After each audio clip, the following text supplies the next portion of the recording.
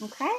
So welcome to tonight's program, Accidental Travel Writer, Inexplicable India, presented by David Mould with Storrs Library. My name is Lindsay, and I'll be helping moderate this event. About tonight's program. In TV commercials and glossy tourism campaigns, it's Incredible India.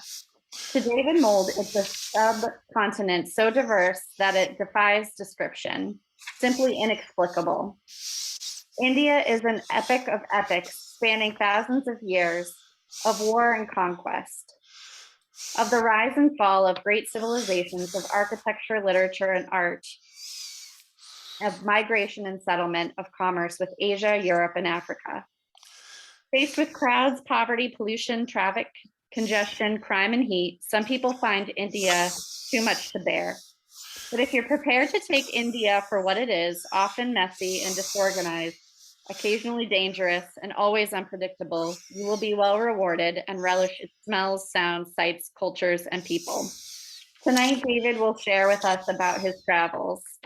And just a little bit about David, PhD, Professor Emeritus of Media Arts and Studies at Ohio University, has traveled widely in Asia and Southern Africa.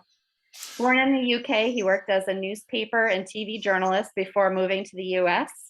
His travel essays and articles have been published in Newsweek, Christian Science, Monitor, Times Higher Education, and History News Network. His books include Monsoon Postcards, Indian Ocean Journeys, and Postcards from Stanland, Journeys in Central Asia. David, welcome, and thank you for joining us. Thank you very much, Lindsay. And every time she reads that introduction, I start to feel kind of old. All right. Anyway, well, welcome everybody. Really glad you could join me tonight. I see a few familiar names on the list of attendees, so thanks everybody for coming along on this virtual trip to, I guess what I'll call it, my India, because as Lindsay indicated in the intro there, trying to get your head around India, I think, even for people from India, is almost impossible. So I'll do my little bit tonight to get my head around it and maybe get your head around it. But I go back to the title here, Inexplicable India. It's I visited India, I think, about a dozen times now, most recently twice in 2019. And I guess the more I travel in India, it's a humbling experience. The less I feel I know. And unfortunately, India's been in the news a lot recently for all of the wrong reasons, or for many of the wrong reasons. COVID is really spreading rapidly there. I was hearing today on BBC News of more restrictions in Delhi and the Punjab and other parts of the country. And, when I talk to my Indian colleagues and, we have these conversations about COVID, they remind me that in a country like India, social distancing is really, in most areas, simply not possible. It's a big and crowded country. Okay, so as Lindsay indicated, I've done quite a lot of travel, been very fortunate to travel to a lot of places over the last 25 years or so. I guess I have to say or so now. And very rarely as a tourist, I've been very fortunate to have other organizations, mostly international organizations, pay me to go to interesting places to do research or workshops or training or whatever, and I write as I go along, which is kind of what gives a title to this series, the Accidental Travel Writer series. I'm not good or famous enough to have any major publication pay me to go somewhere, so I go to do something else and I write as I go along. So, and as Lindsay said, this has yielded 3 books, one on Central Asia, one on the Indian Ocean region, not just India, but this includes Madagascar, Bangladesh, and Indonesia, other countries where I've spent a considerable amount of time. And my latest book, now 2020, Postcard from the Borderlands, which sort of looks at the way that we perceive borders around the world. How can you sum up India? I mean, it's an economic giant. I mean, it's forecast to exceed China's population, I think, by 2030. I'm not quite sure of that date. Anybody who's visited India, and we'll talk a little bit more about this later, will have seen the wealth gap, almost in their face. I mean, one of the striking things about India, and we'll go to Hyderabad a little bit later, is the way in which wealth and poverty, I think, exists side by side, sometimes on the same block. And there's pollution, and there's traffic congestion, and, all of the other bad stuff there, but despite that, it is a totally fascinating, complex place. So how do we get our head around it? I love this map, or there's going to be 2 maps here from The Economist. This is based on the 2011 census that was conducted in India. India, like many other countries, conducts a census every 10 years. Now, they were going to do one in 2021, but for reasons that I think are probably pretty apparent, it did not happen. And so now it is scheduled for 2022. But given the size and population of the country and the number of people living in rural areas, it is a daunting prospect. But I use this map to try to think about India. So what this map does, the first one here, is it looks at Indian states and it compares them to countries in the world in terms of, I'm going to show 2 maps. One is population, second is gross domestic product, and the third is gross domestic product, GDP per capita here. And to me, this is kind of really helpful in thinking about the size of the country. So look at Brazil there. Brazil is actually Uttar Pradesh, which is the most populous state in India. But it has a population of Brazil. And as The Economist, in a sort of rather, in economist style, would say, if Uttar Pradesh declared independence today, it would be the world's 5th most populous country, with about 200 million population there. So I sort of find this to be a really good way to sort of think about a country like India. But if you look at GDP per capita, purchasing power parity there, I don't necessarily want to go into that there. Uttar Pradesh, with its 200 million or whatever it is now, it'll be many more than that, has, the same GDP per capita, PPP, as Kenya.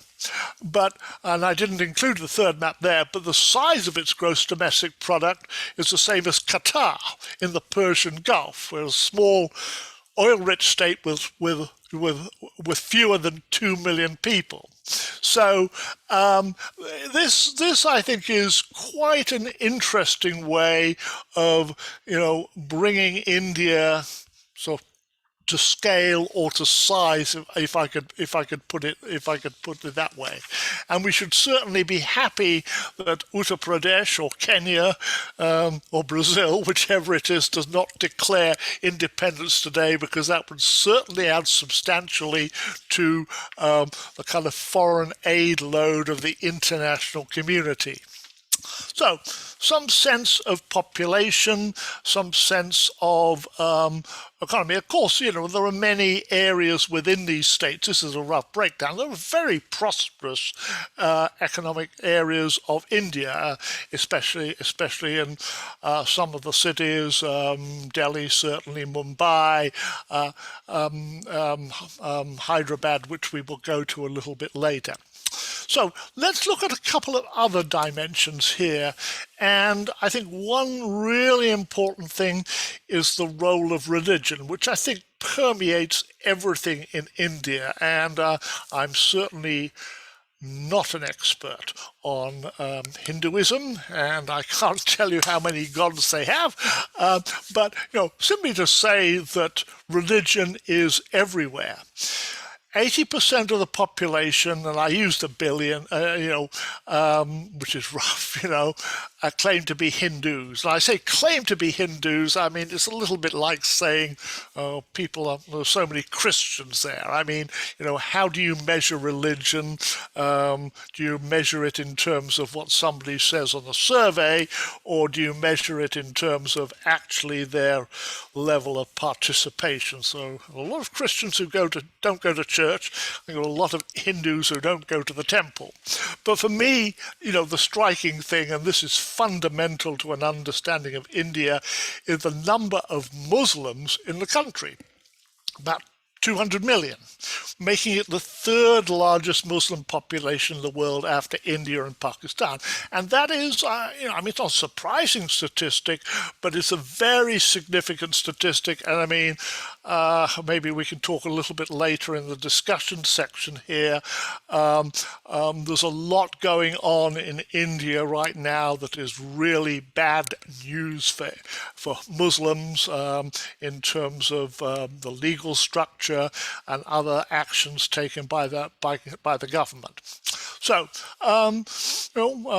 many Hindus, but many other populations represented in certain areas as well in the south, in Kerala, a lot of Christians also in the northeast. And then there is the role of caste. One of the pleasurable experiences on any visit to India is to pick up the Sunday newspaper and see who's trying to marry who.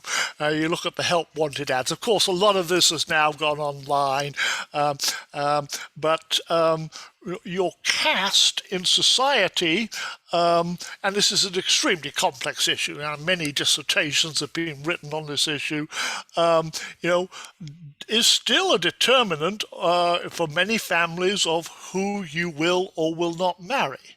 And interestingly enough, within the Indian bureaucracy, and we'll talk a bit more about that later, there's a large bureaucracy within the bureaucracy that's grown up that deals with caste issues, that attempts to provide, I suppose, the Indian form of affirmative action for groups in society that historically have been underprivileged. And it indeed is quite interesting now because certain government jobs and university places and other advantages are reserved for historically underprivileged caste.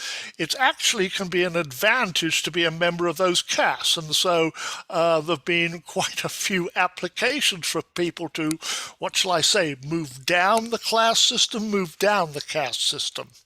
So, and sometimes, this is reflected a little bit, not in the sort of the name of the caste, but in the name of the profession. So doctor and engineer tend to be somewhat code words for some of the upper castes. So I kind of came late to an understanding of India. I'm from Britain originally, and growing up in the 1950s and the 1960s, I really didn't know much about India. The former richest and most populous colony in what was then the Great British Empire. And the newspapers sometimes mentioned the 1947 partition of British India, but they kind of made it sound like a rather orderly transition, which it was certainly not. So I knew that India had a hot climate. It suffered from natural disasters like floods and earthquakes. Indians were very good at cricket. They had some devilishly clever spin bowlers to match the pace of the English and the Australians. If that goes by you, it doesn't matter. And I started seeing, Sikh bus conductors on the London transportation system. The curry houses, Indian restaurants were starting to open in London, but my family didn't go. My father was somewhat conservative about food. He said, "You don't know what they put into it." And as I studied history at high school, the equivalent of high school, the history books were the traditional imperial narrative. British merchants and missionaries, soldiers and administrators brought order and civilization to this subcontinent of feuding maharajas and restless masses. And the Great British East India Company, I use the word great very facetiously here, created, built the economy, created an educated professional class, established the rule of law and administrative system. The British built the railroads, they built the telegraph lines. The army defended India from hostile forces. There were the Burmese to the east and the armies of Imperial Russia to the north in what was sometimes called the Great Game. All this ended disastrously, I would have to say, in 1947, when the Indian subcontinent, British India, was divided along religious lines. And, into majority Hindu India, majority Muslim Pakistan. And I mean, if you look at the map, I say this somewhat facetiously, what could possibly go wrong here? We have the two parts of Pakistan separated by 1,400 miles of India, united only by religion, divided by language, divided by history, the two parts of Pakistan divided by almost everything else. Nobody knows how many people actually fled in this confusing period of a few months, and nobody knows how many people died. I mean, hundreds of thousands were killed, thousands of children disappeared, women were raped and abducted, forced conversions were commonplace. I mean, I think today, the term ethnic cleansing was not in the language at that time. Today, I think we would use that.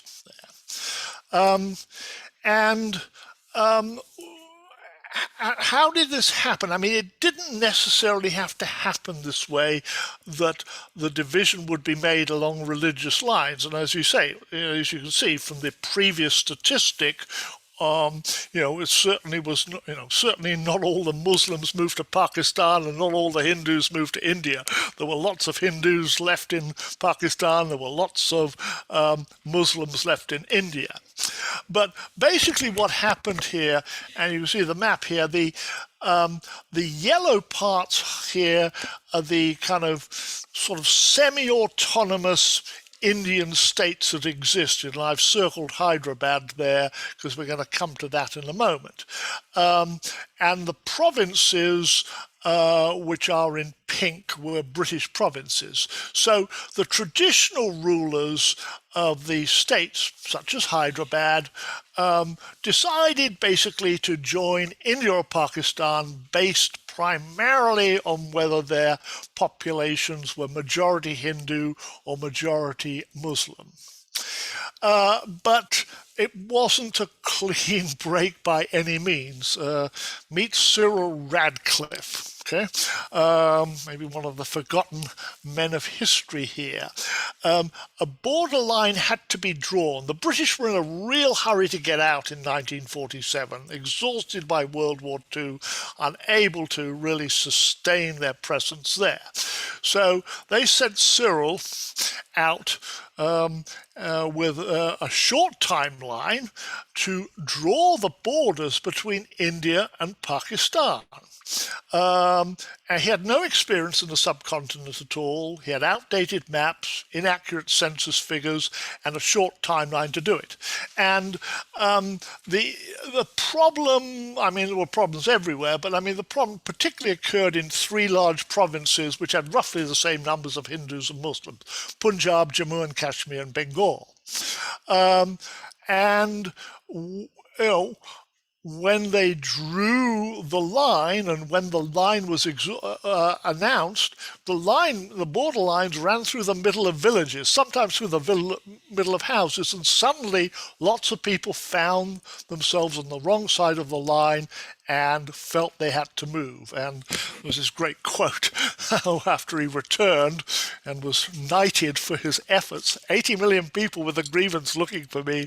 I don't want them to find me. He never went back to India. So let's look at Hyderabad here, a particularly interesting case, and it's a city or area I visited several times. On UNICEF's dime, I have to say.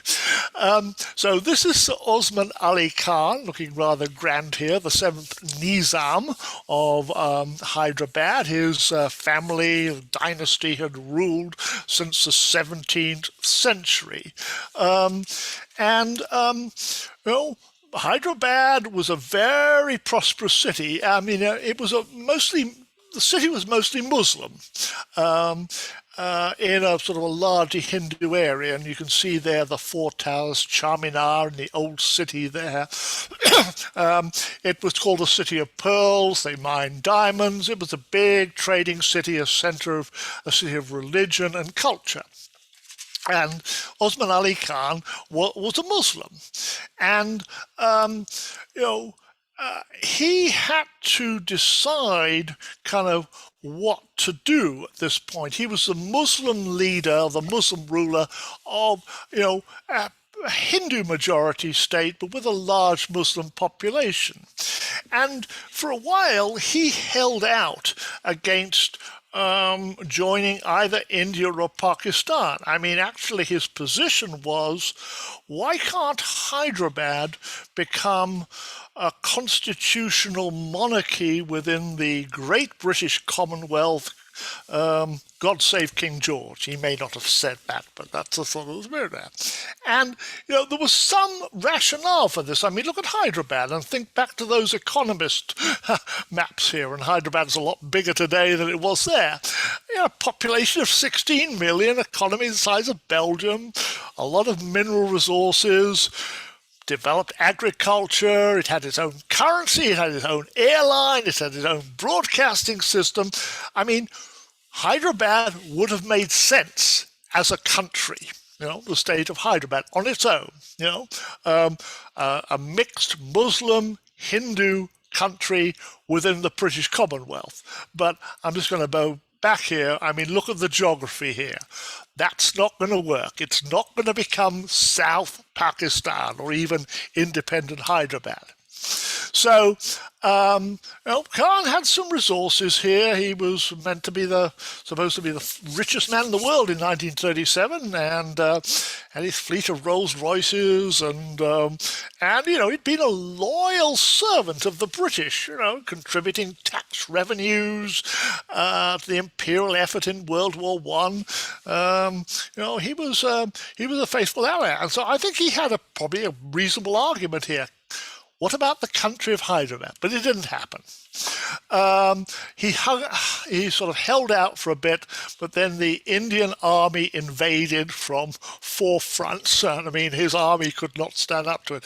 I love the way they title these military operations, Operation Polo. Of course, that was a favorite sport of British and Indian cavalry officers. We're going to gallop into Hyderabad and have a game of polo, and then we'll have a gin and tonics on the clubhouse veranda or something like that. Really strange. Anyway, the operation was over pretty quickly, 5 days. Communal violence followed, as it had in many other parts of the subcontinent, and it's been a challenge since then, to maintain peace there. And he was generally well liked. So Hyderabad's a pretty interesting case. I mean, there's another story to be told about Bengal, and there's another story to be told about the Punjab, and certainly about Kashmir here. But I mean, Hyderabad's a kind of an interesting sort of maybe outlier in the story of independence. So British India becomes divided into majority Hindu India and majority Muslim Pakistan. And what happens to the colonial legacy? This is Shashi Tharoor, the leading intellectual. He's been a politician as well. So this is a counterpart to the kind of historical narrative that I was taught, that, the British brought civilization and railroads and education to India. And he kind of goes right out to the other extreme here. But there's plenty of historical evidence for this, that the British, over a period of about 200 years, starting with the East India Company, basically robbed the place blind, and should be paying reparations here. As I talk to I've got lots of Indian friends and colleagues, and as I talk to them, it's a very interesting kind of, I don't know. I mean, they're very kind of divided on how they feel about the colonial legacy. I mean, they certainly understand perspectives like that. On the other hand, they said, yeah, we have the railways or the railroads because the British were here, and we have, the British did, bring education, and many of them have been educated at British universities and things like that. So there's a kind of ambivalent view to the kind of colonial past. And I always think that one of the indicators of a country's relationship to its colonial past is how it deals with reminders of colonial rule. I mean, goodness me, we see this in the United States right now with all of the debate over Confederate statues. Not that that's necessarily colonialism, but it's the same historical issue here. What do you do about place names? What do you do about street names? Things like that. And India has not actually been in a huge rush to remove the reminders of its colonial past. I mean, more than 100 cities and towns have been renamed, but there are lots more that still have their colonial era names. There's not been a frantic rush to change that. And Bangalore is kind of interesting. I think most people would still, say Bangalore rather than Bengaluru, which is meant to be the correct name for the city in the south. So it took almost a decade to officially change the name ahead of the city's 500th anniversary in 2006. And although all the official signs have been changed, many people, including many natives of the city, continue to call it Bangalore. And, the same goes for Mumbai, Bombay, Chennai, Madras, Kolkata, Calcutta, kind of close. It's quite interesting how this goes. And I try to be culturally sensitive, and I use the new names, but sometimes I get puzzled looks. you must mean Bombay. Why didn't you say so? And my colleague Suruchi Sood, colleague and friend Ruchi Sood, who's from Kolkata or Calcutta, she returns to India, at least she did, at least once a year for family work or family visits. She recalls a moment of panic when she was taking an internal flight from Delhi to Madras, and she looked up at the gate sign and it said Chennai, and for a moment she thought she was going to the wrong city because she still called it Madras. Anyway, so the British legacy also includes the Indian Civil Service, and I was really happy to find this cartoon, Lord of the Files, here.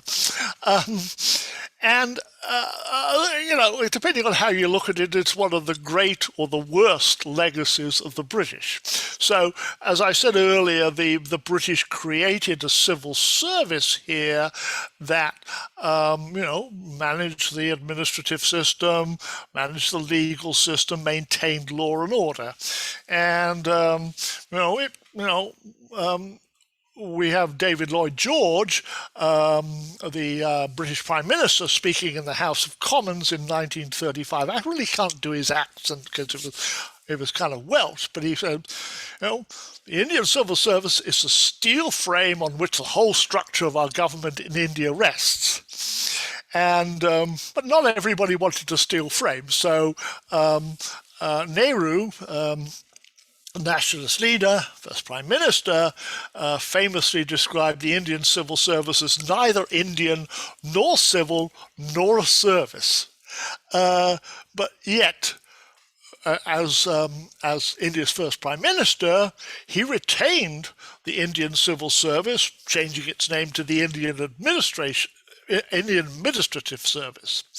And I mean, as in many other countries, we love to complain about our civil service. We love to complain about our bureaucracies. And in India, as in some other countries, a word has been developed to describe the faceless bureaucrats. The word is babu, B-A-B-U.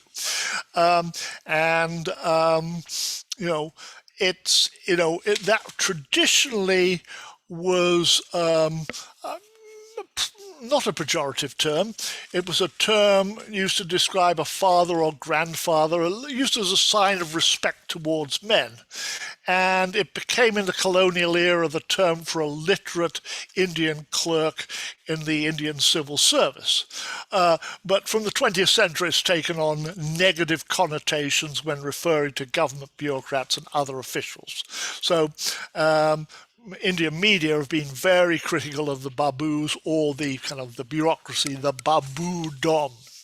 And looking at it, I think you can probably see why, because a lot of people are employed in the bureaucracy, the civil service or the administrative service, probably more than are needed here. By 2010, and I would love to get an updated figure on this, about 14 million civil servants employed by either both the national and state governments. 14 million. That's a couple million more than the population of Belgium or Greece, if you want a point of comparison there. Okay, we're going to finish off here, and I think I'm doing pretty good for time here, in Hyderabad, a city I visited several times. One of my colleagues at the University of Hyderabad kind of describes it as a soft landing for Westerners. Well, the traffic is bad, but it's not like Delhi and it's not like Mumbai. The pollution is bad, but it's not as bad as other places, so it's a fairly, manageable place. There's poverty, but it's not quite the in-the-face variety that you get in some of the other larger cities. Again, I'm going by these 2011 figures, and the population has certainly increased since then. So, as I say, if it was it would be It's the size of some European countries there. And I'm talking here about Hyderabad and its so-called twin city, Secunderabad, one of 8 megacities, population more than 5 million. And I use Hyderabad as an example here because to me, well, partly because I've got photographs from Hyderabad, but because it sort of sums up, this, I mean, it's a terrible cliche, land of contrasts label I'm going to put on India. So here we have on the left the kind of the Hyderabad that, it's political leaders, its business leaders want the world to see. Okay? It's a bustling modern city. It's got retail, financial, technology centres. It's kind of rivals Bangalore a bit in the tech centre there. But as in so many other cities, wealth and poverty exist side by side. So literally a few blocks away from the commercial streets, from the five-star hotels, from the gated communities, you come to little places like this. This is one of the slums down by one of the little lakes in Hyderabad. You find these, rough informal settlements of mud, 1- and 2-floor, 2-room shanties, built from salvaged metal and wood framed by bamboo poles, bricks or blocks weighing down the metal roof, plastic trash bags plugging the holes to keep out the monsoon rains. And I was here actually on a project with some UNICEF staff, and we went in there to look at the water issues. There's one pump in this community to serve the whole community of about 40 families, one water pump. And they said, when the monsoon rains come, the waters come in, and those snakes come out of the lake and start crawling around our houses. It's like, yeah. And also this picture, okay? I'm walking here to, Hyderabad's famous for its biryani restaurants. And as I was walking from one place to another, I just sort of went between blocks here and kind of came, this is just right at the back of a commercial street. So we have a horse grazing here and some chicken pecking in the dirt. Now, I would love to tell you that the camel there is an Uber camel or something like that, but what I'm told is that the camel, which is sort of tethered to a broken down car there, was actually it's a sign of entrepreneurship here. Camel rides are popular at middle-class children's birthday parties. And again, I kind of used you saw this picture of Charminar in the old city of Hyderabad earlier, the 4 towers, Char for Minar towers, and to the northwest of Hyderabad lies actually a sort of a third city. It's called either Cyberbad, okay, or High Tech City, HITEC City, which is the acronym for the Hyderabad Information Technology and Engineering Consultancy City. It's quite a mouthful, so you see why they needed an acronym. So the prosperity of the city for hundreds of years was founded on, its minerals, the crafts done in the old city, the pearls that were produced, trading and commerce. Now, it's the pharmaceutical sector, biomedical, information technology. Hyderabad's actually a pretty important destination for medical tourists, mostly from other Asian and some African countries who receive treatment every once. So if you need a hip replacement or a hair transplant or just a bit of plastic surgery, Hyderabad's got a place for you. It'll cost you less than at home. So as I say, I kind of use this to sort of contrast, to provide another contrast of of the cities. I mean, Cyber Towers on the left is kind of, now it's quite an old building now, but when Microsoft set up shop there in 1998, other companies rushed to fill the office space. So, and it's kind of interesting and symbolic, just as Charminar, the old four towers there in the old city, is divided into four quadrants. Sorry, it has four towers. Cyber Towers is divided into four quadrants with a fountain in the middle, but its towers are topped with satellite dishes, satellite and microwave dishes, not with minarets. So as I say, when you come to a city like Hyderabad, and indeed some other Indian cities, rather difficult to avoid that old city of contrast cliches. So, that's it from me. I would be really happy to take questions or comments, and I'm sure that amongst people who have been on this presentation tonight, there are a few people who visited India and can certainly add to our understanding. So I'm going to stop the share here, and I guess Lindsay can open people's mics, and we can talk. So thank you so much. I appreciate it. And there's something in the chat here. I'm just trying to look here. Okay. Oh no. Okay. How do I turn on my camera? No, that wasn't really okay. All right. Lindsay, do I need to kick it to you first? Yeah, if anyone has any questions, feel free to type them in the chat if you wish to remain anonymous. Otherwise, you can unmute yourself and ask a question if you have any questions for David or comments. Or complaints. Yeah. Yeah.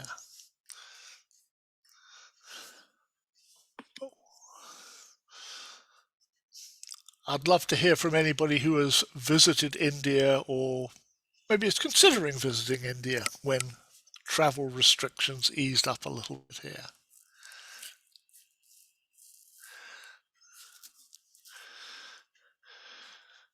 Lindsay, you're going to have a question, okay? The library's going to take the lead here. Well, I'm going to pop in the chat here the information for next month's program, Postcards from Madagascar, so people can register for that. All right, okay, we have a good... David, this is Robert. Hey, Robert. Congratulations. Excellent talk. I enjoyed it very much. David, you kind of mentioned in passing aspects of politics, but I can imagine that it's as diverse in politics and as incomprehensible in politics as in the other areas you reviewed. What's your view on the main political trends right now? Where is China, India going? Oh, you must have me mistaken for a policy wonk here, Robert. Oh, well, I mean, that's a very good question. I mean, firstly, who would be a political analyst in India? There are so many political parties. I mean, not just national, but many regional parties. So it's incredibly complex. I mean, we talk about India as being the world's largest democracy, and in some respects it is, but, I mean, as in other democracies, money and influence have played a big role. So here, I think, if I can summarize for people here, and I didn't put this into the presentation because we'd be going for an hour and a half, so I'll say what I can here. The dominant party right now is the Hindu nationalist BJP party, Bharatiya Janata Party, with Narendra Modi as the prime minister. And while Modi came in on on a kind of a platform of reforming the economy and getting rid of bureaucracy. Everybody wants to get rid of the babus, and he did that, I think, to some degree. I mean, I think it's some success in terms of reforming the economy and removing regulations and opening up the economy and to outside investors. What has happened recently, since probably about 2018, 2019, is that the Hindu nationalist part of the agenda has come to the fore. And I'll mention a couple of things here, okay? I mean, Modi is accused, or the BJP is accused, of really wanting to marginalize Muslims. And remember, we got more than 200 million Muslims in the country. So the first thing that happened really was something called the National Register of Citizens, which was meant to define who was a citizen and then get rid of people who were there illegally. I spent quite a bit of time in Bangladesh, and this was particularly directed against the states of the northeast, where a lot of people from Bangladesh moved during the liberation war of 1971. So a lot of Muslims living in the northeastern states of India who had no papers or anything like that. They've been living there for years. The families have been living there for years. They had jobs. Their children were born there. But under the National Register of Citizens, they could all have been deported to Bangladesh, even having lived in the country for almost 50 years. So there were a lot of demonstrations about that, and at the state level, a lot of leaders said, "We're not going to simply do this. We're not going to deal with this. We've got large Muslim populations. We don't want them to be put in fear." Okay, the other current issue is Kashmir, which is the only state, and I say state because it's now officially a territory in India, which is majority Muslim. And India and Pakistan have fought, I think, 4 wars over Kashmir. In August 2019, and I don't remember the date in August, but I remember it because I was there in Delhi. The government revoked Kashmir's special status, which kind of gave it more autonomy. They shut down the internet. They locked up journalists, they locked up political leaders, and basically imposed control from the center, from Delhi. And again, Muslims view this as a way to restrict their freedoms. Very recently, a law has been passed which opens up land ownership in Kashmir to people who are not from Kashmir, which may sound reasonable, but is widely viewed as kind of the Indian version of what happened with the Chinese in Tibet, that eventually so many Hindus would move in there that the Muslims would become a minority. So things have been happening on a number of fronts here in terms of the Hindu nationalist agenda of the BJP. And of course, it's always justified in terms of, well, we're going to free up the economy, we're going to loosen regulation. But Kashmir right now is basically under military rule from Delhi. So that's my quick take on the current political situation, though of course it's much more complicated than that. Okay, we have a different question here. Comment on the safety of food while you're in India. I got food poisoning in Nepal, but not in India. But I don't know. I think, you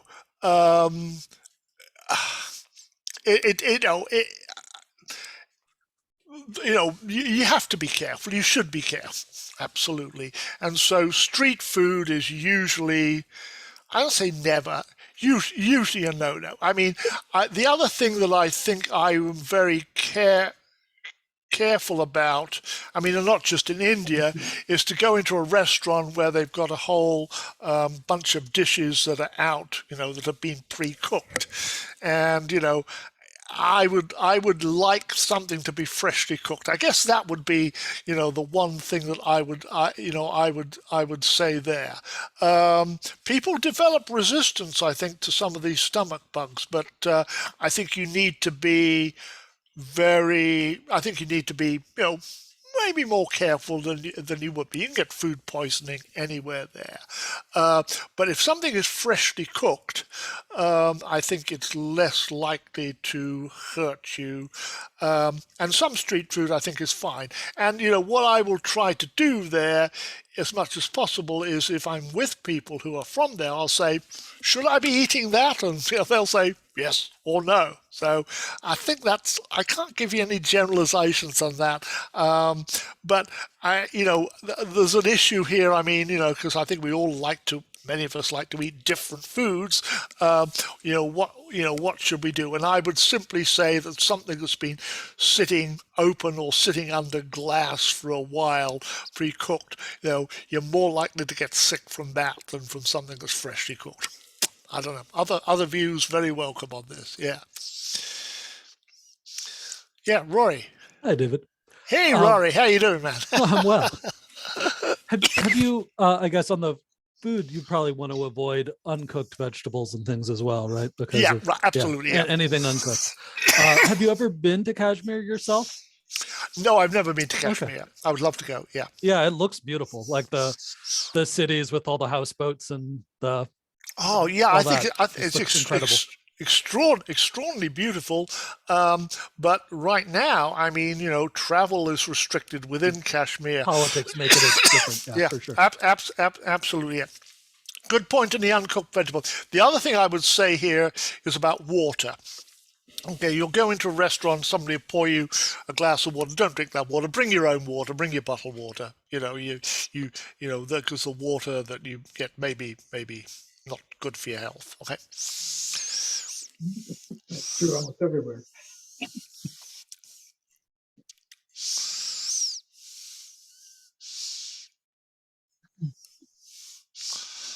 All right. All right. Any last questions? All right, then. So I've popped in the chat the link to register for next month's program, which I believe is February 1st. It's again a Tuesday night. And next month is Postcards from Madagascar. Any comments you want to make about that, David, before? Oh my goodness me, Madagascar! I can't wait to go back there virtually. Yeah, absolutely. I feel so fortunate. I mean, Madagascar again is one of these troubled countries. It's got a big famine in the south right now, but again, completely fascinating. I guess I go for somewhat dysfunctional countries, because I find them more interesting. So no, we'll be talking about Madagascar, and it's a country I've not only visited, but I've read about. Actually, my latest writing project, what I'm working on right now, is a kind of a historical narrative on Madagascar. So I'll give you some taste of this wonderful, diverse country. I'm not going to go too much into the flora and fauna here. That's been sort of kind of well covered. We'll be kind of looking at some of its history and settlement and diverse landscapes, and also, as with India, its kind of mixed relationship with its colonial past. In this case, the French colonial past, which again is it's kind of interesting. The French brought, transportation and education and administration, but they forced people to work on plantations. But the French legacy means you can get astonishingly cheap haute cuisine in all the way through the country. So fascinating place. So yeah, I hope you will join me. And I think I've got one picture of me and a lemur in there, but that's my sort of only nod to wildlife. So yeah, please join me February 1st for Postcards from Madagascar. Thank you so much, David, and thank you to everyone for joining us tonight. This was great. Yeah, great. Thank you, Thank you, David. Lindsay. Yeah, thanks everybody. Well done. Bye. Thank you very much. Thank you. Very Thanks, interesting. David. Thanks everybody. Appreciate the support.